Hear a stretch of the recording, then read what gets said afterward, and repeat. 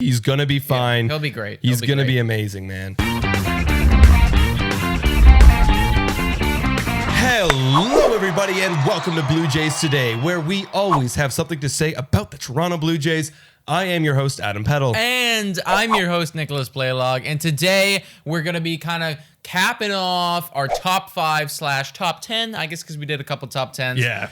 But our best players overall coming into 2021, and we're going to be capping it off, as we should, with the closers. Exactly. Yeah, we're closing it out with the closers. Nice. So we're gonna be doing that today, guys. But before we get into that, please make sure to like, subscribe, comment down below. You know the whole drill. And also, too, if you like to gamble like us, then check out Monkey Knife Fight and use our code TODAYJays to sign up and place a bet. You will get 100% back what you put in. I got a bet riding on this game right now. It's the Raptors in the background. I'm currently losing. Oh, no. Very hardcore. I got Embiid for 31 points, and I got Van Fleet for 22 points. So I'm losing both of those right now. They're both good players. Exactly. Yeah, I don't know what the hell's going on right now, guys. It was a lock. It was a lock. Alrighty. Let's jump into it, man. So yeah, how do we want to do this? I guess we'll go back and forth. But before we enter the top 5, we always like to do our little honorable mention before. And this guy, I really hope cracks his top 5 this year because the Blue Jays are going to need it. His name is Kirby Yates. Little honorable mention. Yeah, man, like he was incredible. Like he was incredible the year before he got injured, like last year. Yeah, because last year is just a complete go in the garbage can, trash bin, burn it on fire. It was nothing. It was nothing. He had bones removed from his elbow. Ow. Like ouchie, ouch. Yeah, that hurts a lot. Oh yeah, but he's had one of the best closing years of the last few years. His ERA was 1.19 and a FIP of 1.3, which is phenomenal. A WAR of 3.2, like which is incredible. Really for good, really good. And all his percentile rankings are like top 1%, top 2%, expected slugging, expected ERA, expected batting average. Love this guy. However, there are just a lot more kind of closers in this top 5 that kind of push him out. That he's got to prove it in order to get in that. back in the top 5. lot of good people, man. So I do hope that he will make the list coming into 2022. Yeah. So how about you tell us about number 5, because I didn't take as many notes on the 5th guy. Yeah, no worries. I know that you were pretty hyped about this dude. Yeah, I do like this guy. He just signed to the Washington Nationals. That man is Brad Hand. Used to be the closer for the Cleveland Indians for a while. He's decent. He's not going to jump off the page like becoming an elite closer, but he's decent. I thought he deserved the top 5, especially at 30 years old. His 2020 year was actually one of the best in the league in terms of closers. He had a WAR of 0.7, which doesn't sound like much, but that's really up there for good closers. Yeah. A FIP of 1.37 and an ERA of 2.05. Just solid. I don't really expect him to be a top closer in the league, but I expect him to close games. To be 5th. But expect him to be 5th. Not top like first, but like at least 5th. Yeah. No, I think he's definitely solid, man. I feel like he's always up there, like getting a lot of saves too. Like you can count on him to close out games, and that's really what this comes down to, you know, because some of these guys as well that I want to mention, like they haven't always been closers. They've been bullpen guys, but they only recently became closers, like a Kirby Yates, for instance. He only like kind of stepped into that closing role at the back end of 2018 and then became a closer. Now, you know, we're looking at him as like one of the league's best. Yeah. Somebody who has been a closer for quite a long time. And frankly, I think that he could be higher on this list. I'm pretty high on this guy. Is Edwin Diaz, and he is the 4th man on this list. In 2018, he had 57 saves. That's fucked up. In 2018, he had 57 saves. Not even trying to censor myself. I don't know. I didn't even look at what that WAR would be, but I can only imagine that that's insane. I think the only reason that he's as like far down, like still 4th is very good on this list, is because his 2019 wasn't as elite. He definitely wasn't himself. I don't know if he was dealing with an injury or what went on there. Honestly, I truly believe he was just getting unlucky because I really wanted to know what the hell happened in 2019 because everything was over the top. It's a complete outlier of his entire career. Exactly. So I wanted to get really like dive in deep and find out like what are the numbers, what are the deep numbers, and like balls that were actually put in play, because he got hit hard. He definitely got hit hard. I believe he was ninth. No, he was second in percentile that year in hard hit ball rate. But I actually took it a little deeper. And out of the 129 batted balls in play, he had a batting average of 450 on all the balls that were hit off him in play, which is unreal. And here's a little bit deeper too. Off the fly balls, a batting average of 510 with a slugging of 1.408, which is expected because obviously fly balls are in the air, go farther, but that's still fucked. Ground balls, this is the one that's really fucked up. With ground balls, which should be a sure like out, you're doing well, you're pitching well, batting average of 425. Wow. And a slugging of 476. So that's a Vladimir Guerrero pitcher, man. We gotta have this guy pitching for Vlad every time. Seriously, right? Because if that's the case, Vlad will be hitting for a great average and driving in runs. For 425 because he practically hits the ground ball every single time. Literally. But, you know what I mean? Yeah. So the only reason why, like, it's just an anomaly that year. I really think it is just an anomaly. And when you consider that this guy straight up had 57 saves in 2018, like, that is just insanity to me. Like, that your team relied on you so much to win them ball games. That's crazy. And then in 2020, he gets back into form, has an ERA of 1.75, and just does really, really well. I really think that Edwin Diaz will be elite in this coming year. Yeah. I think 2019 is a kind of a garbage trash can year for him as well. And everyone's getting, I know Mets fans for sure, those Mets fans out there, they're going to be, they think about that, but it's fine. He's going to be fine. He'll be great. He's going to be amazing, man. All right, number 3. And I think the only reason why this guy has a lot of name tag, like he's got that name. You know what I mean? That everyone recognizes in baseball. He is still really good. He is still really good. He's what I want to call old reliable. Yeah. You can always depend on him. And that man is Aroldis Chapman. Aroldis Chapman is still kicking it at 32 years old, still in the top 99th percentile in fastball velocity. Yeah. Even though I think it has been dropping for him a little bit. Tiny bit. I remember I heard a segment being like, it is tiny. He's averaging at 98 now. He still hits 100 here and there, but he's definitely dropping a little bit. But the numbers haven't been dropping too much either. Like, you look at his 2020 year and he had a 3.09 ERA, but his FIP was still pretty good at 2.93, and his WAR has always been 1.6 in full season. So he had a 0.4 last year. Well, he also only pitched 11.2 innings. Yeah, he didn't. He barely played either. Whereas pretty much all of these other guys, like Diaz pitched for 25.2. I don't want to mention the other names right now because they're coming, but they also pitched for mid-20s, right? Yeah. So I do think that Aroldis Chapman, because you had him on fantasy. I did. He was hurt. He didn't play till halfway through the season. Yeah, and then even when he came back, he blew some games and he just wasn't fully healthy. And then in the games that he did come back, he didn't actually get a chance to play a lot because they were blowing out teams so badly, like the Toronto Blue Jays, that he didn't even come in for save opportunities. So that, I do think he's going to bounce back. He's still at 32. There's other people, Yates is 33. I believe that Diaz is also 32. Correct me if I'm wrong, comments. Do I have his age here? 26? Really? Yeah, 26. Jesus Christ.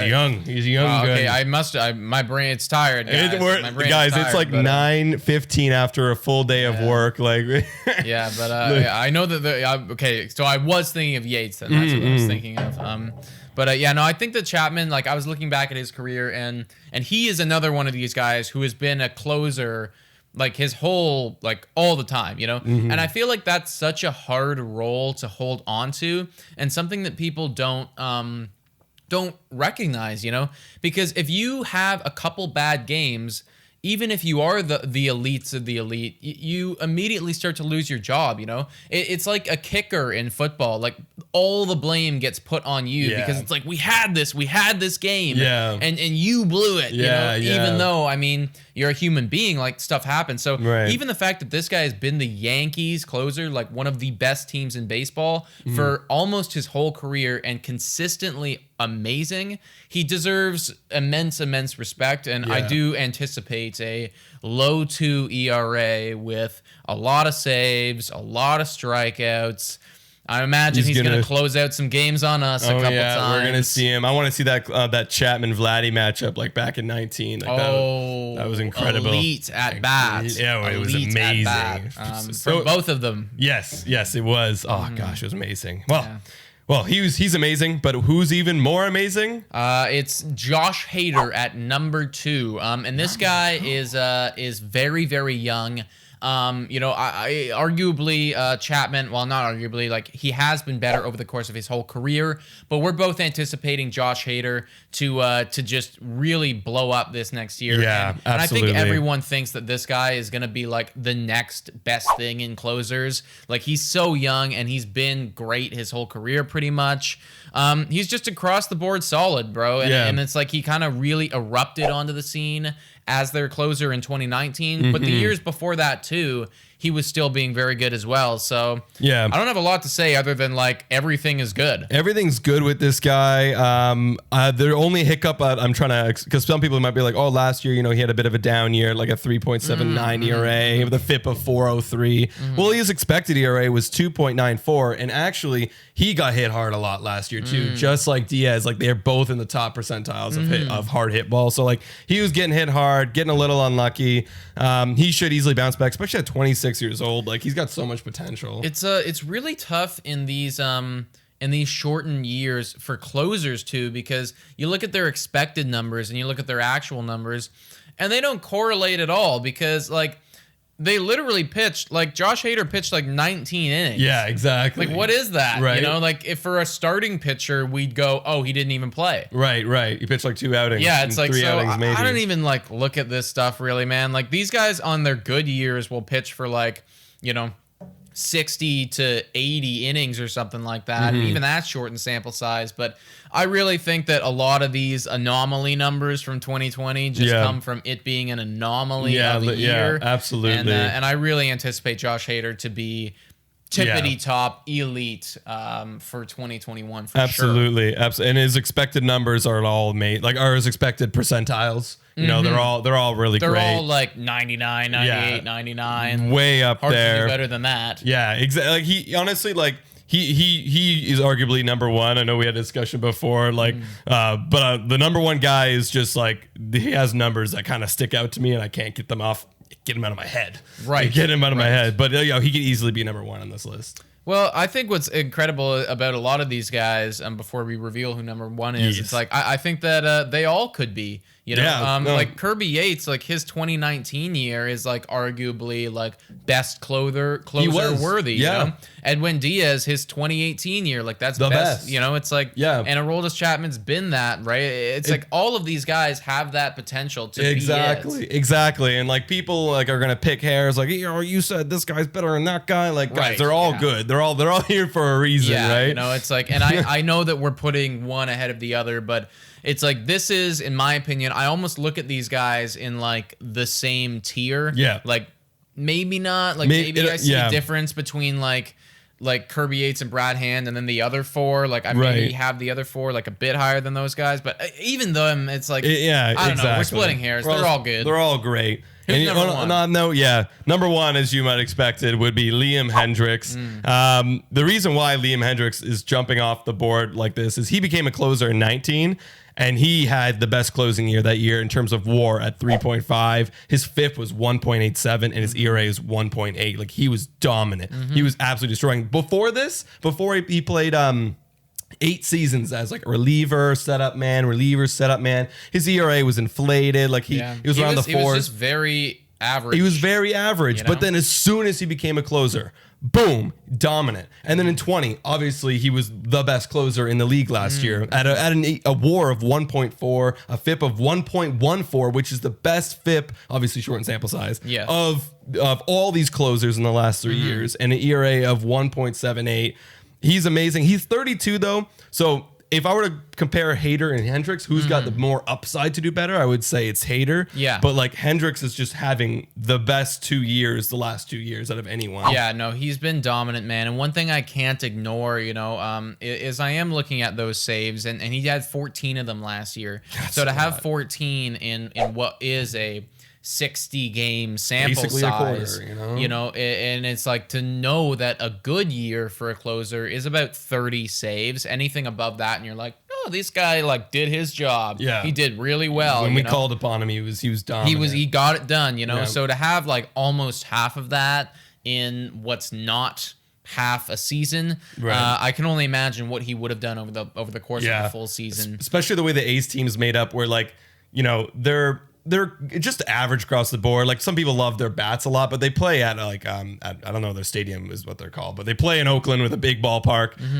And their lineup isn't monsters, and their pitchers aren't monsters either. So they always play close games. I find that it's most important for competitive but not elite teams to have elite closers. Oh yeah. Like the Yankees don't need Aroldis Chapman because they're going to be beating you by 5 runs by the time you're in the 9th. So, I mean, like, as long as you don't have a guy that comes in and gives up 5 runs, you'll probably be okay.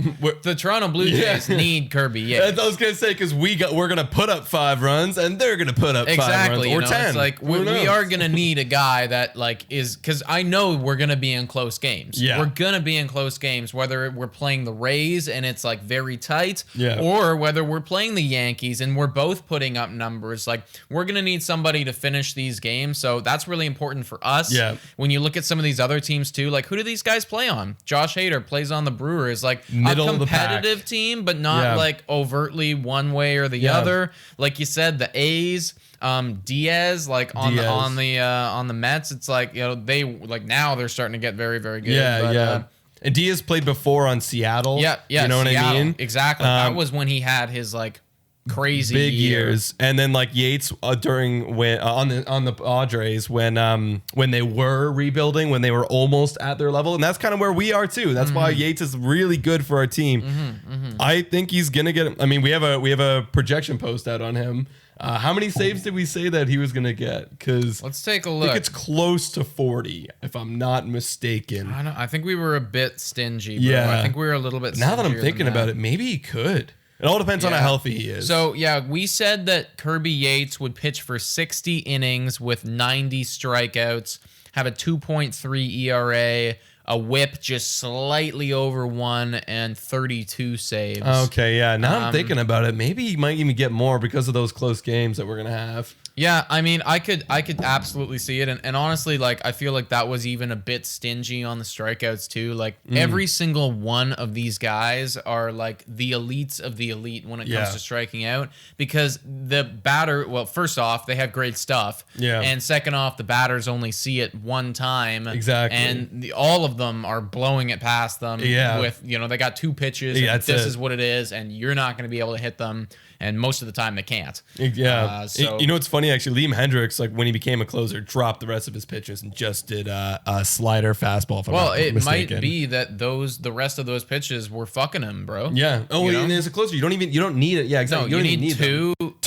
Like that's elite. It. Like you are that. It's like you are that pitch. Yeah. You establish one and throws like I believe it like he threw I'm looking here. No, I didn't write it down. But his slider and his fastball are basically like split even, like with the amount that he throws. It's Like I was looking at a couple other guys too, and a lot of them had like a 60-40 split. Yeah. Like one with the fastball and then like some other moving thing. Yeah. Sorry, I made a mistake. He's actually 69% fastball. Nice. Oh man, that joke. I mean, that's pretty much it, man. That's it, guys. That's the top 5 closers for 2021. These are the guys that we think are going to be dominant for this coming year. But let us know what you guys think in the comments down below. Did we miss anyone? I know there's a couple other guys like Kenley Jansen. Kenley Jansen is definitely pretty elite. Alex Colomb has been pretty good for a while. But let us know if we missed any names and what you think of our list. Absolutely, guys. You can also listen to us on Spotify, Radio Public, Breaker, Anchor, and Google Podcasts. And you can also check us out on our Instagram, our Twitter. We're going crazy on there, doing social media things, TikTok as well. You can also check out our merch. I'm actually wearing the t-shirt right now. Oh, damn. I should have got mine. No, So I was wearing this all day. I had a video call today with my one of my boss, and I was like, wanted to show it off. Want to show it off? Like, cool. Also, guys, become a Patreon. It's $3 a month, and you can join our show. Call in, be on the show. You can be like, hey guys, check out this YouTube video. My voice is on it. I'm here. That's pretty cool. Yeah, that is super cool, man. And you can ask us whatever the hell you want to ask us. Whatever you want. Hey, Adam, when did you lose your virginity? And if you came on the show, he might answer that. I might, so check it out, guys. Yeah. And thanks so much for watching. And go Jays go.